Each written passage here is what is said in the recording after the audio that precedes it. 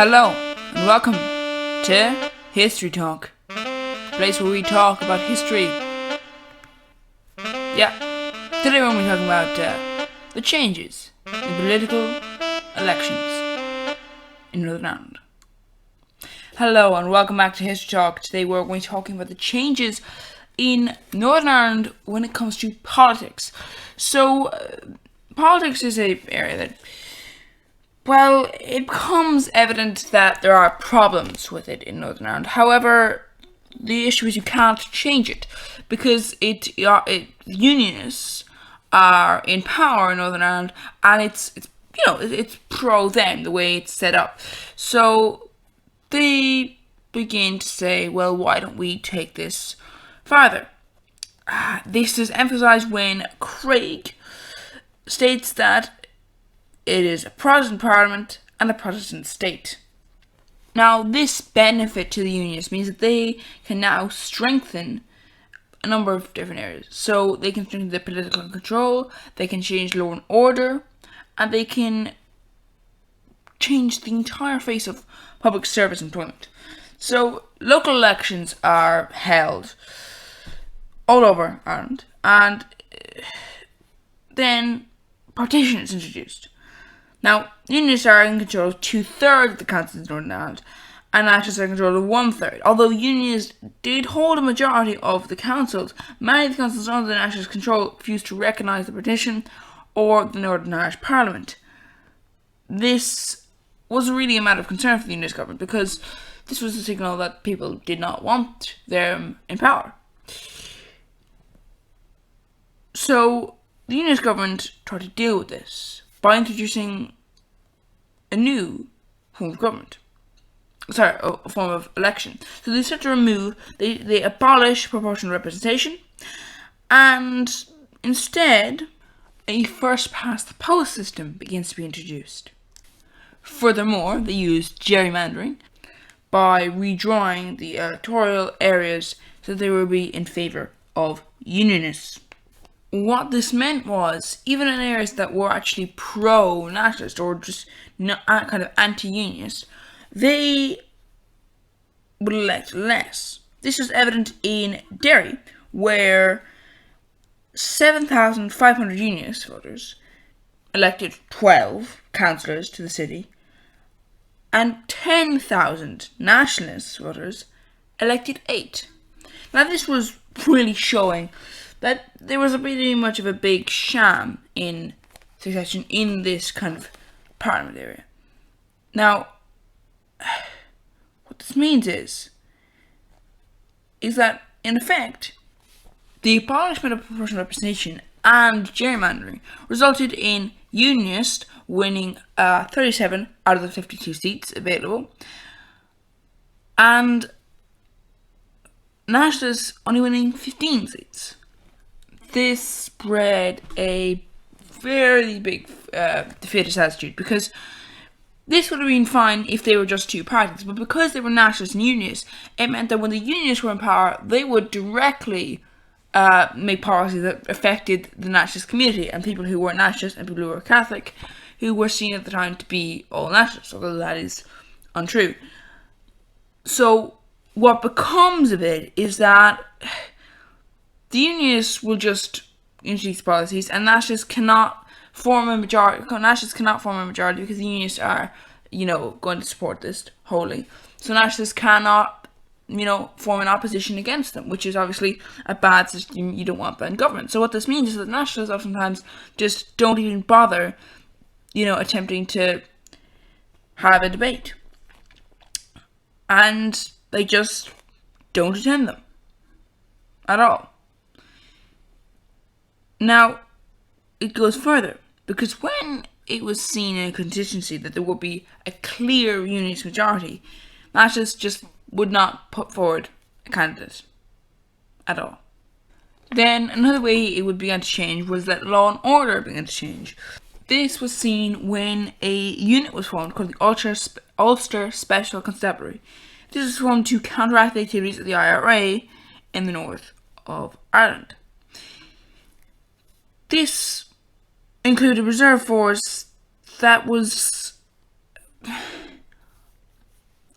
to all intents and purposes, a very bad idea and should have been seen as that, called the B Specials Division. This was exclusively Protestant. Its members were mostly former members of the UVF, which, on reflection, does not seem to be a good idea. Then you come to the Royal Ulster Constabulary. This was established in April of 1922 to replace the Royal Irish Constabulary that had previously been responsible for policing in Ireland. The rank and file membership of the force was never less than 90% Protestant. By the late 1920s, there were 3,000 RUC officers. It was supported by Reserve Force B Specials, which numbered 12,000. And furthermore, the majority of these were Protestant. Then you look at the judges. The judges that were associated with the police were also associated with the Unionist Party.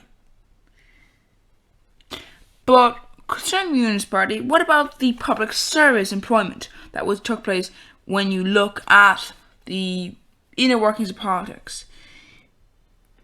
The strength that's given here is that when the government gets in power, they're not supposed to make job decisions based on any background you have. Just, are you able to do the job? But the Unionist Party firmly does view this. They refuse to employ any Catholics in multiple offices. The Minister of Home Affairs just outright refuses to employ anyone who's Catholic. And it really is a position put tower time. But even if you get into the police, even if you get into any real public service employment, you can't rise really. All the people at the top are Protestant. Then comes the economy. The economy, it benefited from the British Empire. It's actually one of the reasons why many didn't want Ireland to become its own country, because while most of Ireland was living in poverty, economic decline had happened due to Britain being an empire over them, and due to Britain being able to say, no, you'll give us your goods and we'll sell them for you. It's one of the reasons that the Americans wanted to gain their independence from Britain, which was, you didn't have a way to control your own economy. Your economy was controlled by another country, and you weren't allowed to sell your own goods. You had to sell your goods to Britain, and then Britain would sell them on, making a nice profit. Now, in Ireland, the economy had declined. Most people were living in poverty, and it was just decreasing all the time.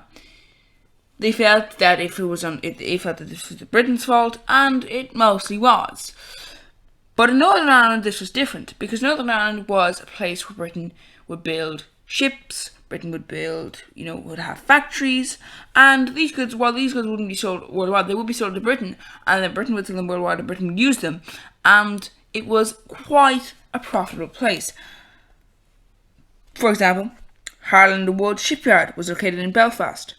It employed 10,000 men. And the York Street Flax Spinning Weaving Company was also in Belfast. It was the largest factory of its kind in the world. Now this would be something amazing. Northern Ireland is quite a small state. It is not a massive state. So to look at that, to see the biggest factory of its kind in the world being located here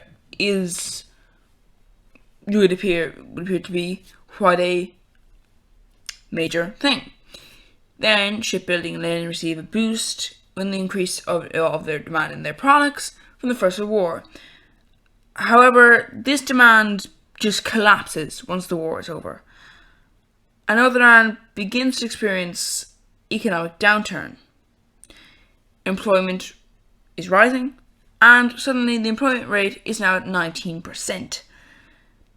The global economy recession promoted the Wall Street crash, and this led to severe unemployment rates. An average of 27% of the workforce was out of work between 1931 and 1939.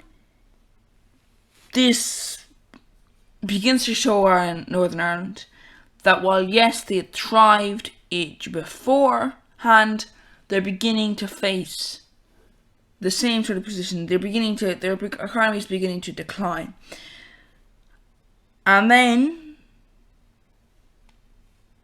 in the 1940s, Britain goes to war.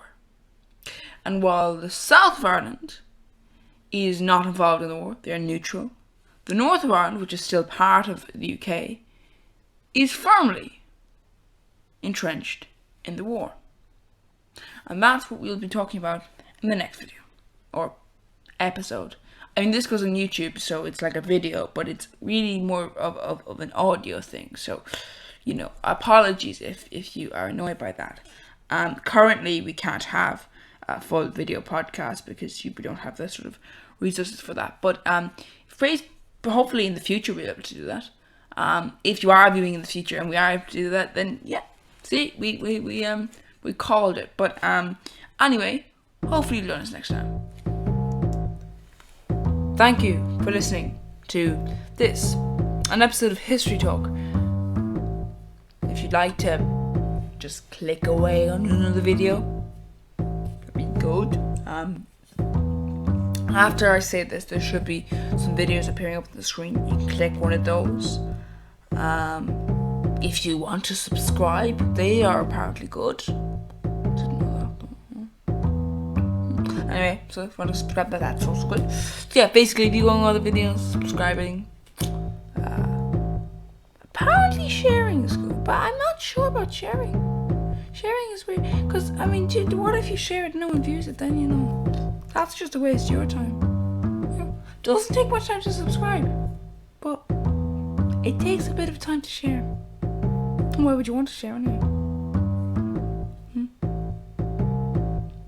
Anyway. Yeah, so Benny, basically. Yeah, goodbye then.